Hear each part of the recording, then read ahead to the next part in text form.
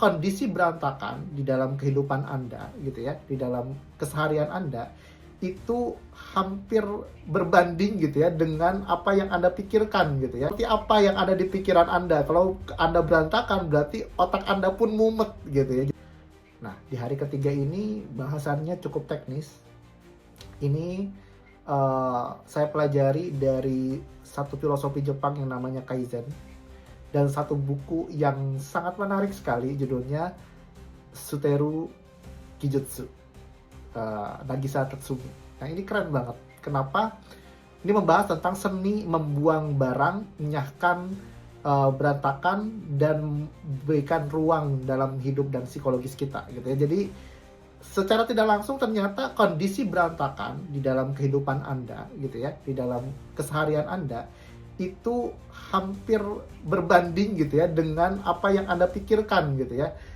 Sudah saatnya Anda bereskan barang Anda. Bahkan di Suteru Kijutsu ini, teman-teman disarankan untuk membuang barang yang memang sudah tidak berguna, sudah tidak terpakai. Kadang-kadang kita ini punya mental block di situ gitu ya.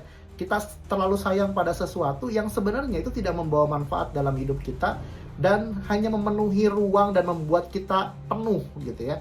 Jadi berikan ruang untuk kita rehat, berikan ruang untuk kita rapih, berikan ruang untuk kita menjadi lebih punya kedamaian untuk memulai sesuatu gitu ya.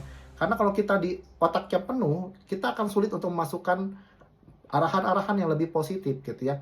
Kalau kitanya masih berantakan gitu ya, itu pun juga akan menyulitkan diri kita. Dan semua dimulai representasinya dari apa yang ada di sekitar Anda. Jadi kalau Anda ingin pulih, dimulai dari bereskan dulu meja kerja Anda, bereskan dulu tempat tidur Anda, bereskan dulu rumah Anda.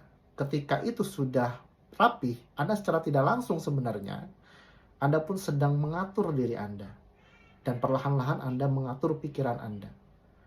Ketika Anda berani membuang sesuatu yang tidak berguna dalam hidup Anda gitu ya, barang-barang yang sudah tidak terpakai, sebenarnya Anda juga sedang membuang hal-hal yang sebenarnya tidak berguna dalam hidup Anda, di dalam pikiran Anda. Jadi kita sedang melatih diri kita untuk memberikan ruang di dalam pikiran kita untuk berpikir lebih jernih, lebih terbuka, dan bisa memasukkan arahan-arahan yang lebih positif dalam hidup kita.